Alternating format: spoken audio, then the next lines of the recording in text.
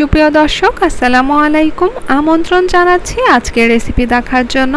আজকের আয়োজনে আপনাদের জন্য রয়েছে চুলায় কত অল্প সময়ে এবং খুবই অল্প উপকরণ দিয়ে এই দারুণ মজার বিস্কুট তৈরি করে নেবেন সেইটার রেসিপি। আশা করছি আজকের এই রেসিপি আপনাদের অনেক পছন্দ হবে। তাহলে চলুন কথা না বাড়িয়ে দেখে নেওয়া যাক আজকের রেসিপি। একটা বাটি নিয়ে নিয়েছি, এর মধ্যে এখন আমি রুম টেম্পারেচারে থাকা একটা ডিম ভেঙে নিলাম। আর এই ডিমটা আমি ফ্রিজ থেকে 1 ঘন্টা আগে বের করে রেখেছিলাম। এর মধ্যে এখন দিয়ে দিলাম 1/3 চা চামচ লবণ, হাফ বাটি চিনি, তবে আপনারা বাটির পরিবর্তে যে কোনো মেজারমেন্ট কাপও কিন্তু ব্যবহার করতে পারেন। এখন একটা হ্যান্ড হুইস্কের সাহায্যে খুব ভালো মতো এই ডিম, চিনি ও লবণ একসাথে মিশিয়ে নেব যতক্ষণ না এই চিনিটা ভালো মতো গলে যাচ্ছে।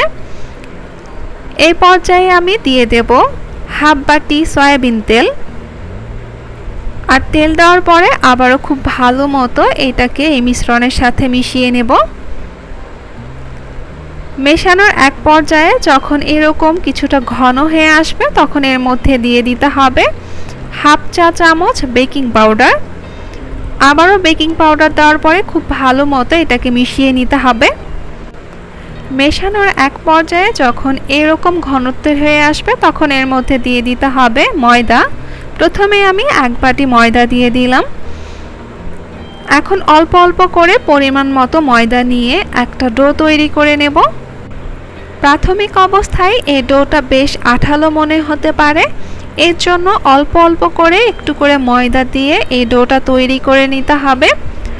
যখন দেখবেন এই ডোটা ঠিক এরকম এক জায়গায় হয়ে এসেছে তখন হাতটা পরিষ্কার করে নিয়ে একটু তেল মাখিয়ে নিয়ে আবারও খুব ভালো মতো একটু সময় হাতে নিয়ে ডোটাকে মথে নিতে হবে।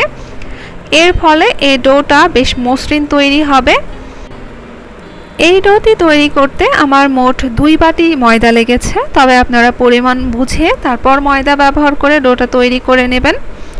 এখন আমি একটা চামচ নিয়ে নিয়েছি, এর মধ্যে সামান্য পরিমাণ একটু ডো উঠিয়ে নিলাম। এখন এরকম গোল করে তারপর একটু লম্বা করে চ্যাপটা করে শেপ দিয়ে একটা চামচের সাহায্যে ঠিক এরকম করে চেপে ডিজাইন করে দিলাম। আর এইভাবে আমি প্রত্যেকটা বিস্কুট বানিয়ে নেব। এই ডোটা যদি পারফেক্টলি তৈরি করে নিতে পারেন তাহলে এই বিস্কুটের শেপ দিতে একটুও সমস্যা হবে না, একদম মসৃণ শেপ দিতে পারবেন এবং খুব সহজে বিস্কুটগুলো বানিয়ে নিতে পারবেন। তাই অবশ্যই পরিমাণ বুঝে ময়দা ব্যবহার করে ডোটাকে তৈরি করে নেবেন। আর খুব ভালো মতো ডোটাকে একটু সময় হাতে নিয়ে মথে নেবেন। আমার সবগুলো বিস্কুট বানানো হয়ে গিয়েছে। যেহেতু আমি চুলায় এই বিস্কুটগুলো বেক করব এর জন্য আমি একটা স্টিলের প্লেট নিয়ে নিয়েছি এবং এই প্লেটের সাইজ অনুযায়ী একটা সাদা কাগজ আমি কেটে নিয়েছি। এর ওপরে সামান্য তেল ছড়িয়ে তারপর ব্রাশের সাহায্যে খুব ভালো মতো এটাকে মাখিয়ে নিলাম। এখন বানিয়ে নেওয়া বিস্কুটগুলোর ওপরে সামান্য পরিমাণ চিনি লাগিয়ে নিচ্ছি, এতে করে বিস্কুটগুলো দেখতে অনেক সুন্দর লাগবে। তবে আপনারা চাইলে এই চিনি না লাগিয়েও বিস্কুটগুলো বেক করতে পারেন, এতে করে বিস্কুটের টেস্টে কোনো রকম তফাৎ হবে না। ঠিক এইভাবে প্রত্যেকটা বিস্কুটে চিনি লাগিয়ে নেওয়া হয়ে গেলে এইগুলোকে চুলায় বেক করতে দেব। এর জন্য চুলায় আমি একটা ডিপ ননস্টিক প্যান বসিয়ে দিয়েছি। এর মাঝখানে একটা স্ট্যান্ড দিয়ে দিলাম এবং ঢাকনা দিয়ে ঢেকে এটাকে আমি 2 থেকে 3 মিনিট একদম হাই হিটে প্রিহিট করে নিব। প্রিহিট করা হয়ে গেলে ঢাকনা উঠিয়ে এর মাঝখানে বিস্কুটের প্লেটটা বসিয়ে দিব। এখন আবারও ঢাকনা দিয়ে ঢেকে দিব।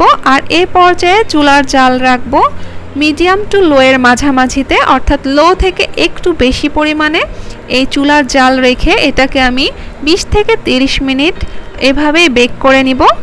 তবে 20 মিনিট পরে ঢাকনা উঠিয়ে চেক করে দেখবেন বিস্কুট হয়েছে কিনা। যদি হয়ে গিয়ে থাকে তাহলে এগুলোকে উঠিয়ে নেবেন, আর যদি না হয় তাহলে আরও কিছু সময় এটাকে বেক করে নেবেন। আর ঠিক একই প্রসেসে আমি বাকি বিস্কুটগুলো বেক করে নিব।